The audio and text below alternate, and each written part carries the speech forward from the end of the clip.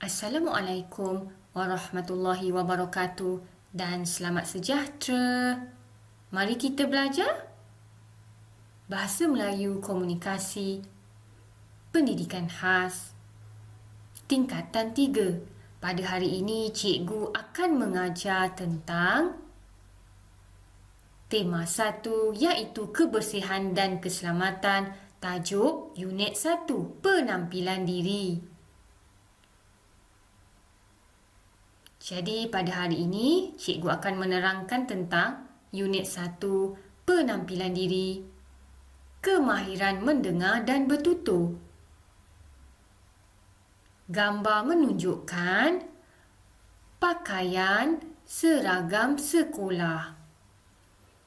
Cikgu Asrul meminta murid-murid tingkatan 3 Wira Sekolah Menengah Kebangsaan Harmoni mematuhi etika pemakaian seragam sekolah yang telah ditetapkan. Jadi, cikgu akan menerangkan satu persatu walaupun cikgu yakin anak murid cikgu telah pun sedia maklum. Jadi, pakaian seragam mestilah ada tanda nama. Kemudian, bagi perempuan, pelajar perempuan, baju kurung putih berwarna putih, kain berwarna biru laut dan kasut putih. Tetapi seperti yang kita sedia maklum, kini pelajar dan murid sekolah dibenarkan untuk menggunakan kasut berwarna hitam dan juga stoking pun berwarna hitam. Bagi pelajar lelaki, baju kemeja putih, memakai tali leher sekolah, kemudian tali pinggang dan juga seluar sekolah. Bagi murid bukan beragama Islam, lencana sekolah, ada tanda nama juga, lencana sekolah. Pakaian seragam mereka bernama pinafore, kemudian stoking. Okey, jadi gambar menunjukkan pakaian seragam sekolah bagi murid lelaki dan juga murid perempuan. Seterusnya, kemahiran membaca. Gambar menunjukkan pakaian seragam pengakap. Seperti yang kita sedia maklum, semua murid dan guru-guru digalakkan memakai pakaian seragam mengikut badan beruniform masing-masing pada setiap hari Rabu. Jadi, Fayat dan Raihana menjadi anggota pengakap.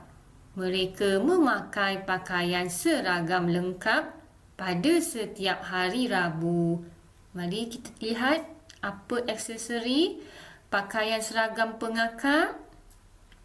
Jadi yang pertama, topi pengakap. Jadi perempuan dan lelaki sama Yang kedua, pada topi itu terdapat lencana topi.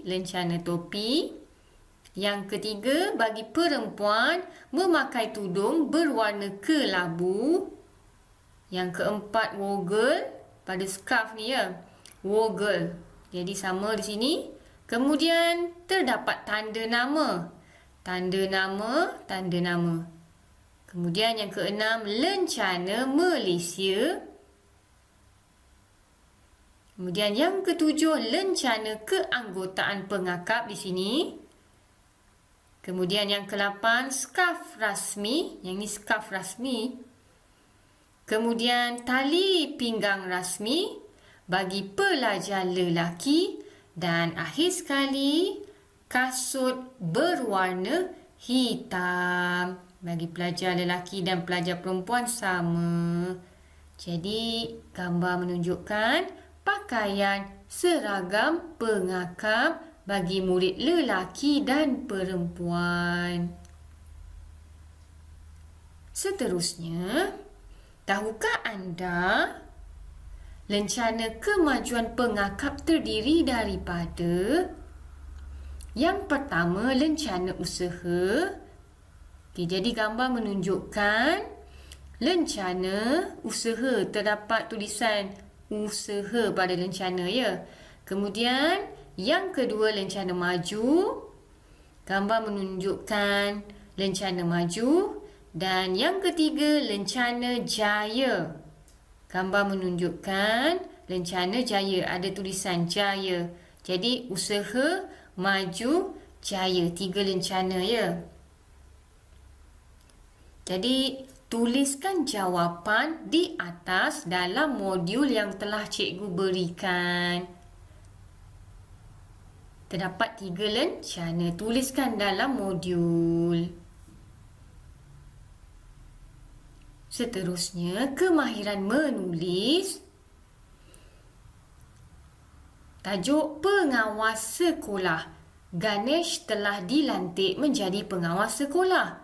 Ibunya telah membeli pakaian rasmi pengawas. Cikgu Asrul meminta Ganesh mengisi borang biodata pengawas sekolah.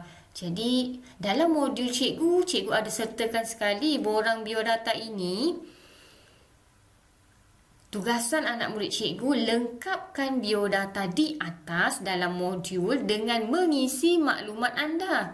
Maksudnya di sini anak murid cikgu tulis maklumat awak, bukan maklumat Ganesh ya. Jadi pada borang ni, anak murid cikgu catatkan tahun-tahun inilah 2021.